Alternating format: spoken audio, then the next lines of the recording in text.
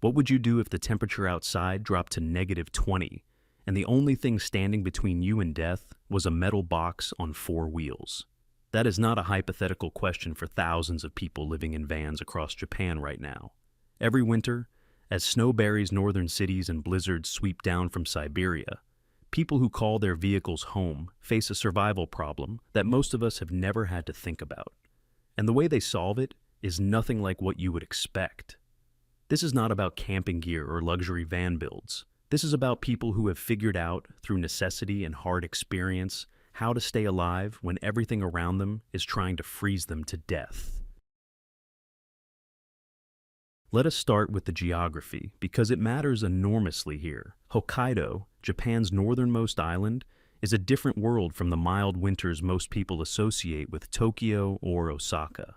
Sapporo regularly sees temperatures drop to -10 or 15 degrees Celsius. During severe winters, areas like Asahikawa have recorded temperatures below -30. The snow is not decorative. It is relentless, heavy, and accumulating. Entire cars disappear under it overnight. Now imagine your home is one of those cars. Not a house with insulation, central heating, and storm windows. A van. Sheet metal and glass, designed to move through weather, not to protect someone from living inside it during a blizzard. In Japan, the phenomenon of people living in vehicles has its own cultural texture. The word for homelessness in Japanese is homuresu, borrowed directly from English. But the reality of vehicle dwelling sits in a slightly different category. Some people call it kuruma zumai, meaning literally living in a car. It exists in a gray zone between housed and unhoused, and in the winter months, that gray zone becomes extremely dangerous. A parked van in freezing conditions is not shelter in any meaningful sense when you first step inside it. Metal conducts cold. Glass radiates cold. Every surface in that vehicle is working against your body temperature from the moment the sun goes down. The van, by itself, gives you nothing. Survival starts the moment you accept that and begin to fight back against the physics of heat loss. And the first instinct most people have, the obvious one, turns out to be the deadliest mistake you can make. The assumption seems logical on the surface. It is freezing outside. The van has a heater, so you run the engine and stay warm. That thinking has killed people. In Japan, every winter without exception, there are news reports of individuals found dead in their vehicles, engine running, snow piled around them. The cause is always the same: carbon monoxide poisoning. In Japanese, carbon monoxide is called itansanka tanso, and its danger is that it is completely invisible and odorless. When snow accumulates around a vehicle, it can block the exhaust pipe entirely. The exhaust gases have nowhere to go, so they seep back into the cabin. Carbon monoxide displaces oxygen in your bloodstream and attacks your nervous system. You do not feel sick in the way that triggers alarm. You feel drowsy. You feel like you are finally warming up and relaxing. And then you do not wake up. This is not a rare edge case. Japanese emergency services and winter safety organizations specifically warn against sleeping in a running vehicle during snowfall. The snow does not need to fully bury the vehicle. A partial blockage is enough to create a lethal accumulation of fumes inside the cabin over a few hours. So, the engine stays off. Full stop. No exceptions during sleep. And that changes everything about the survival strategy, because now you cannot rely on the vehicle's mechanical systems at all. You are on your own against the cold, which means the real work begins with something most people overlook entirely. Here is the mental shift that separates people who survive these winters from people who struggle dangerously. Most of us think about warmth in terms of adding heat. You are cold, so you need something hot. But experienced van dwellers in northern Japan understand that the priority is not generating heat. It is containing the heat your body already produces. Your body is constantly generating warmth. Even at rest, you are a biological furnace. The problem in a metal van is that the heat escapes as fast as your body makes it. The solution is insulation. Stop the escape, and you stop the cold. People line their vans with danetsu zai, which means insulating material.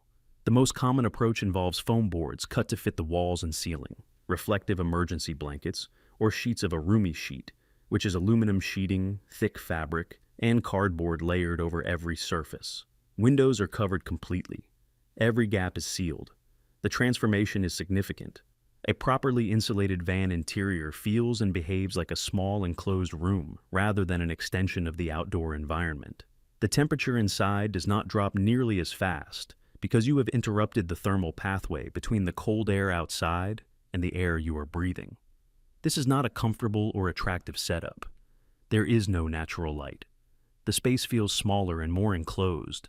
But that compression is actually part of the strategy, not a downside. And that leads to the next problem that most people do not think about until they are already losing heat rapidly. If you have ever slept on the ground in winter, you know that the floor is where you lose the most heat. Cold rises from the ground into your body through direct contact, and metal flooring in a van conducts that cold aggressively.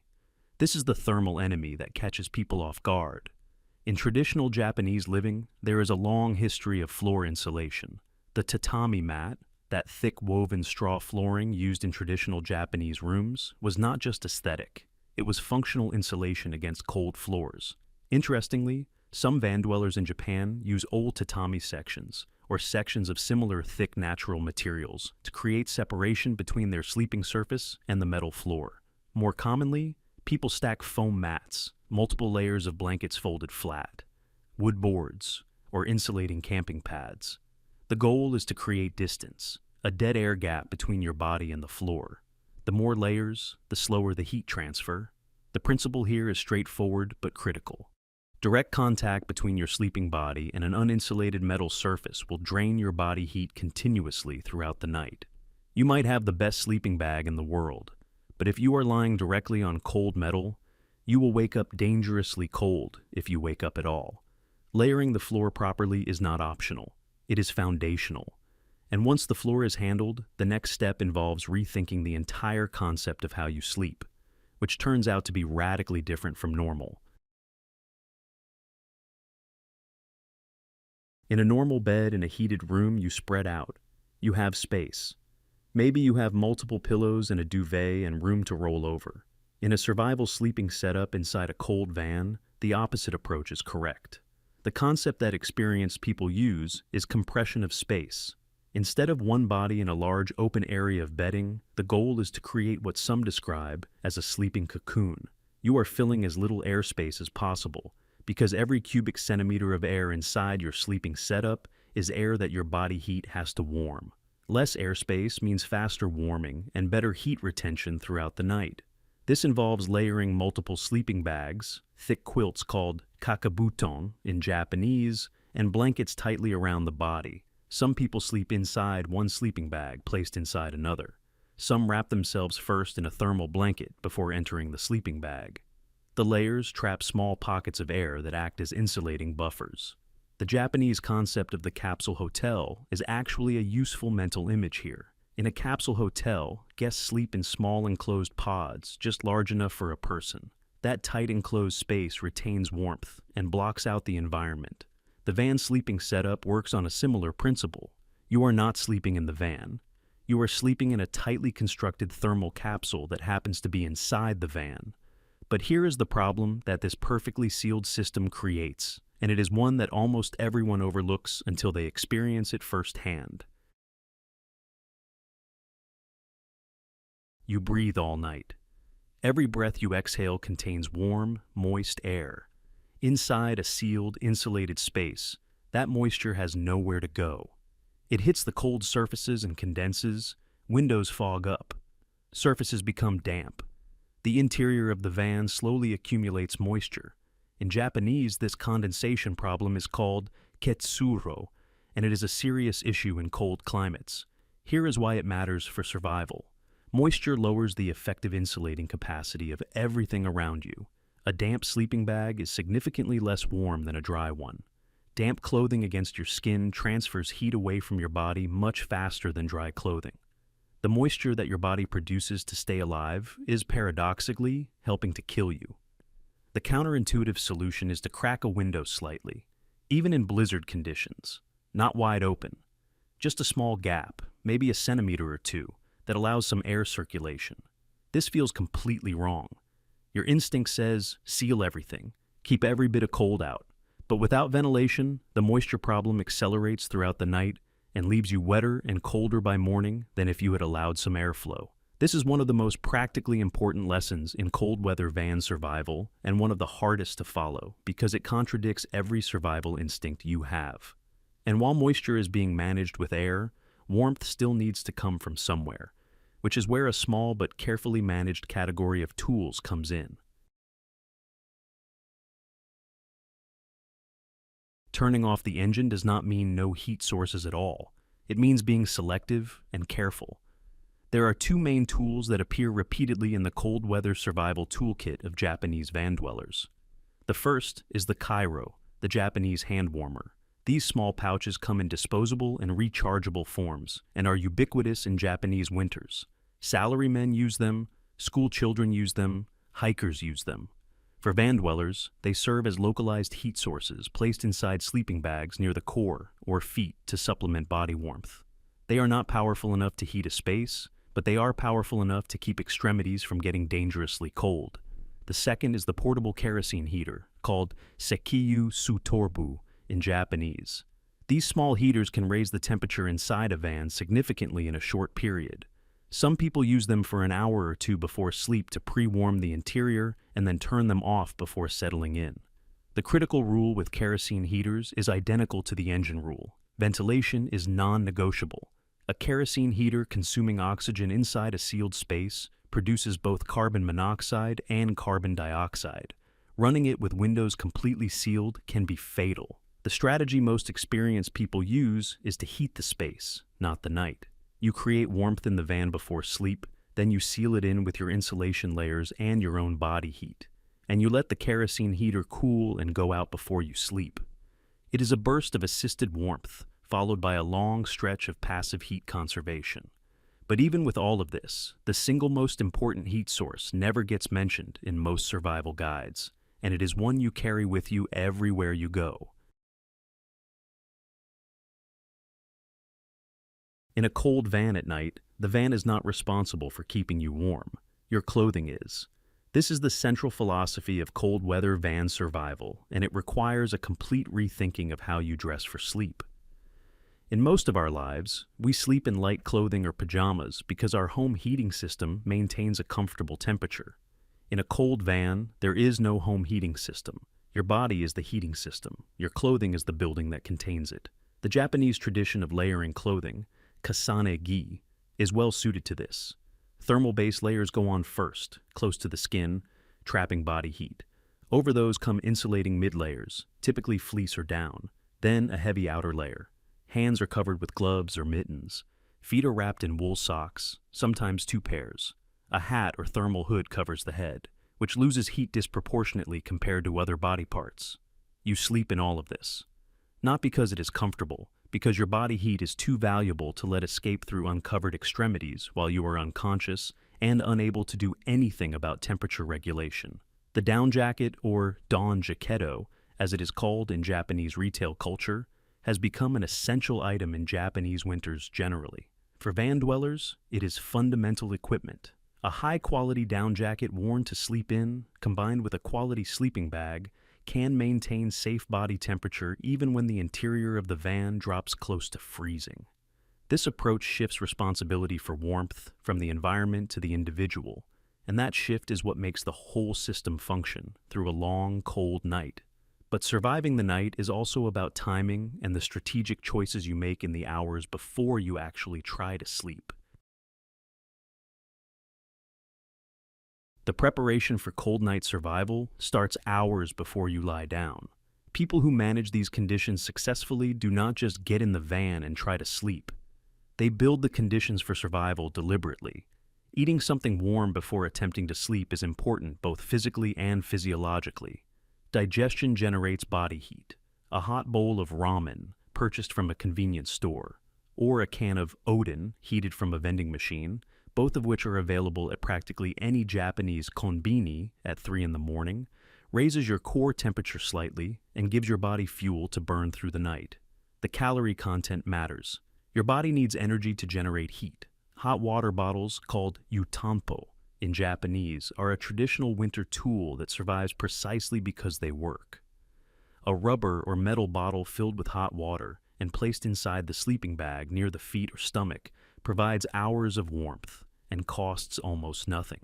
In Japan, where you can get hot water from a convenience store or a coin-operated machine, this is a genuinely practical tool even without a stove or power source. Once in the sleeping setup, movement is discouraged. This also contradicts instinct. When you are cold, you want to move around.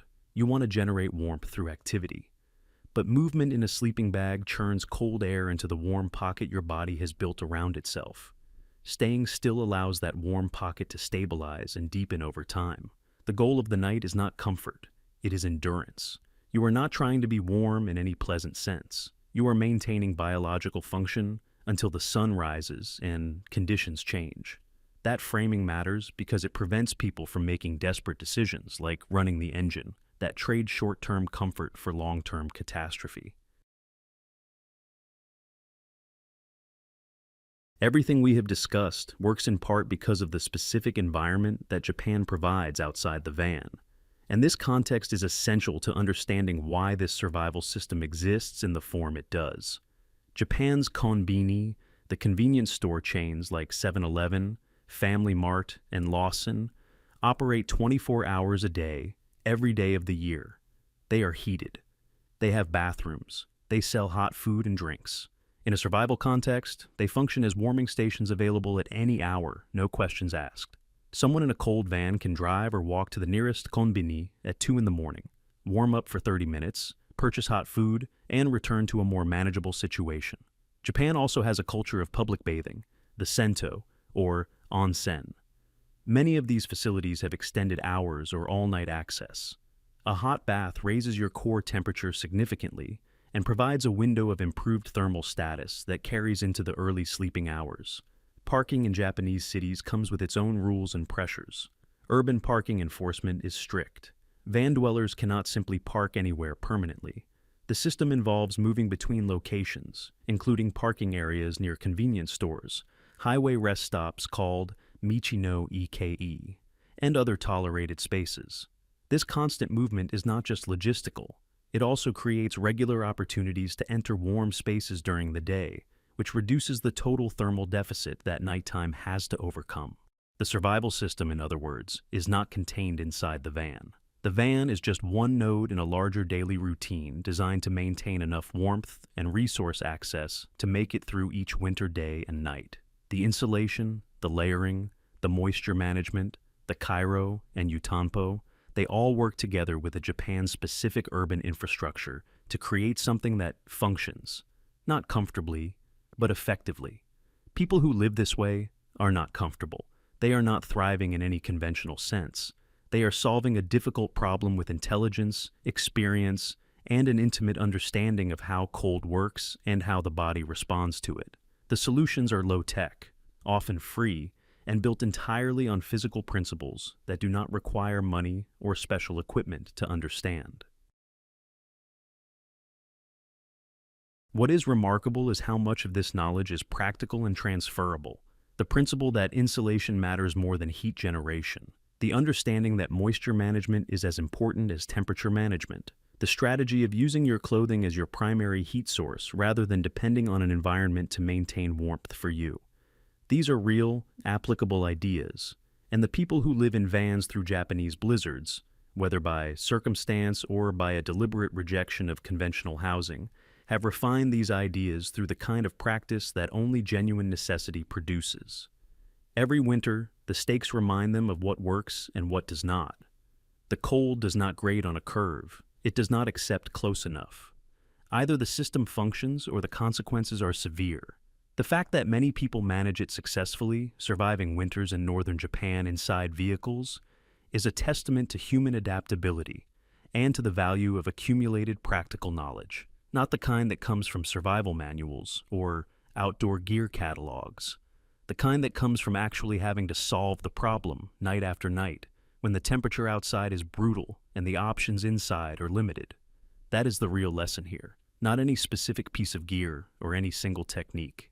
It is the system, insulation first, moisture managed, clothing as primary warmth, food as fuel, the van as one part of a larger survival network, and the cold as a problem that can be understood and managed, even if it can never be made comfortable.